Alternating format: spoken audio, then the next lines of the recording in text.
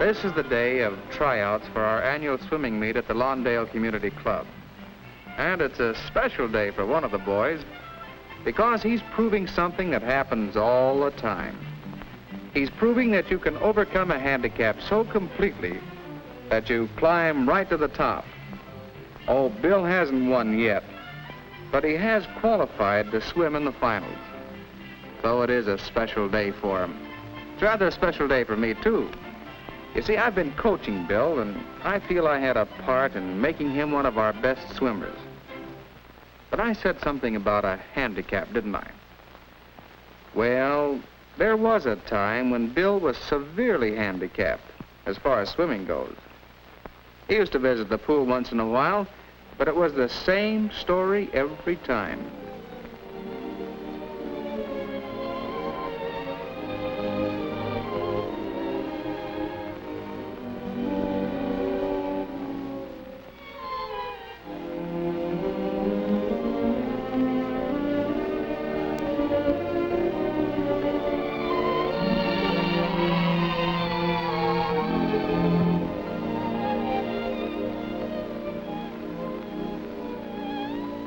He really wanted to learn to swim. But one thing was certain. He'd never learn that way. Yes, Bill had a handicap. That handicap was fear.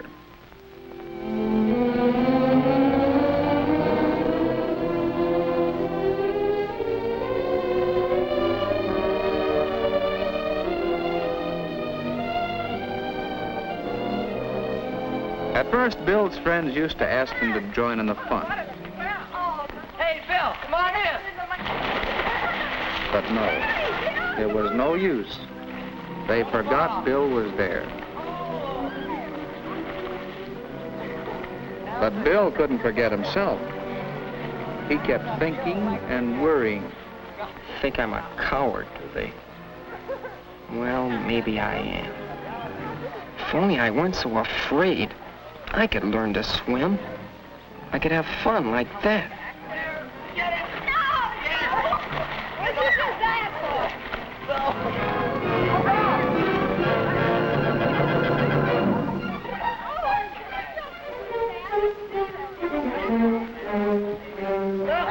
Jim, Ed, help her! Help?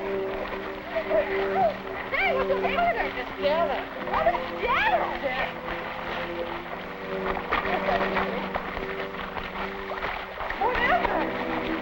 She fell. Janet, are you all right? Are you all right? What's the matter, Janet? She's fallen out the window.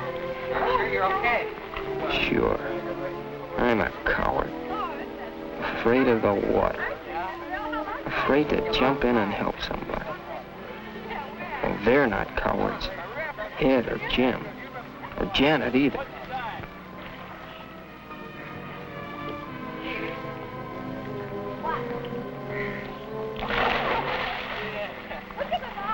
They say if you fall off a horse, you should get right back on as soon as you can, so you won't be afraid of horses. I guess she's not going to let this thing worry her. Well, I'll never get over being afraid in the water, no matter how often I get in the pool. What's the use?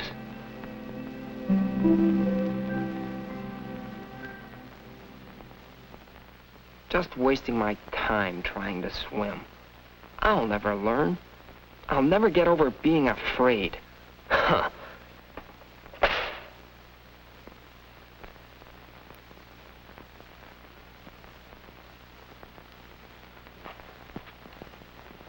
Giving up? Yeah, giving up, that's right. You're Bill Brent, aren't you? My name's Barker. I'm the swimming instructor around here. I've noticed you out there. You really want to swim, don't you? Oh, it's no use, Mr. Barker. I'm afraid. I'm a coward. You're the first coward I've ever known that had courage enough to admit it. Huh? Look, I'll agree you're afraid of the water. But does that make you a coward? Most people are afraid of something. Most folks are afraid of wild animals. A lot of people are afraid of speeding cars. I am. I always get out of the way when I see one coming toward me. I guess that makes me a coward, too. That's different. That makes sense. But being afraid of water, it's silly. It's easy to say a fear is silly, but that doesn't necessarily help. You know, you're letting yourself get in the habit of being afraid. In the habit? Yes. Hey, maybe you know my kid sister. She used to be afraid of dogs. She's getting over it now, but once it was quite serious. We don't really know how that fear started, but it might well have happened this way. When my sister was very small, the people next door had a large dog. He was a rough, noisy dog, too. Kept fenced in the yard all the time. Perhaps sometime in her play, Sis came up quite close to the fence. When the dog came running toward her, she was naturally startled. And, well, if that happened several times, you can see how she might have gotten the habit of being afraid of dogs. And that habit stayed with her long after she forgot all about the first dog that frightened her. You said she was getting over it now. How did she do that? How did she? Well, she knew it was an unreasonable fear, and she wanted to overcome it. So she and I worked together. We figured she should know dogs. We felt she should make friends with dogs. It wasn't easy for her. We took it very slow. My knowing that a dog wouldn't hurt her wasn't enough. She had to know. She had to have experience in handling dogs, caring for them. There was a cute little puppy. How could she be afraid of him? How could she help loving the little fella? Who wouldn't come closer to a big dog for a chance to play with a puppy a little longer? Who could remain afraid of the pup's mother very long? Certainly not my sister. It takes experience, knowledge, determination, and insight to overcome fears that are not rational. But it can be done. Maybe some people can do it, but I'm too much of a coward. If you keep calling yourself a coward, you're apt to start acting like one. Say, didn't I see your picture in the paper the other day? Something about a bicycle ordinance, wasn't it? Yes, I just happen to have a copy right here. One copy. Oh, yes, here we are.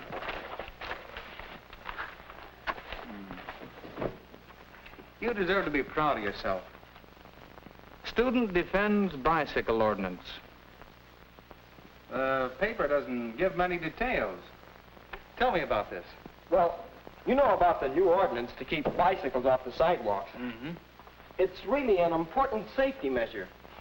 But a lot of the kids didn't like it, and they held this protest meeting. Some of us thought it was a good ordinance, and I went to the meeting and said so. It seems to me, in the interest of safety, we ought to accept this rule. The least we can do is give it a fair trial. Ah, pipe down. Do you have a bicycle? Yes, I have a bike, but when I'm walking on a sidewalk, I like to feel safe.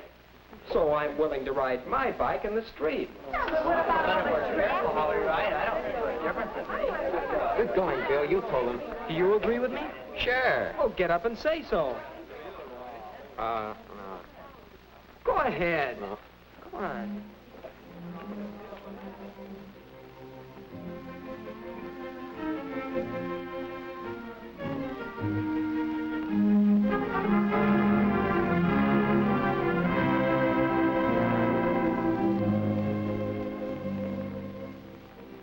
I tried to get Ed to speak up, but he wouldn't. And the kids are still all steamed up. I don't know. The courage of your convictions. Huh? About Ed. You said he wouldn't speak up even though he agreed with you. Would you say he was afraid? Afraid? Well, I guess. But that can't be. Ed helped Janet today when she stumbled into the water. He's no coward. The other day you stood up for what you thought right against opposition, so you're no coward. You showed what we call moral courage. Well, maybe. Maybe I'm just a part-time coward in the water. That's where I'd like to help.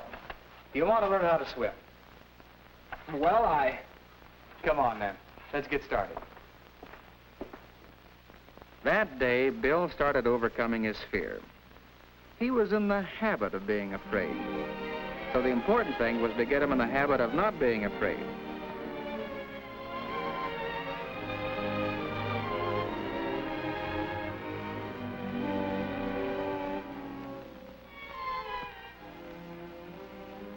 Bill learned gradually, over a period of several weeks, some of the skills he would need for swimming. As he became more skillful in the water, he also became more confident. He was ready to try actions that would have frightened him before, because now he knew he could always right himself in the water, and so needn't fear drowning.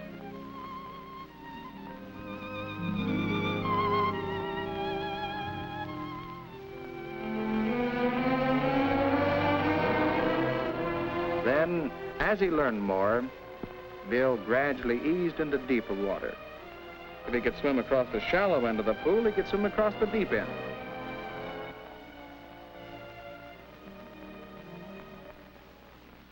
And, of course, the better he could swim, the less Bill feared the water. And he overcame his habit of fear. He became confident. And so today is a special day for Bill. He did overcome his handicap, and very well, too.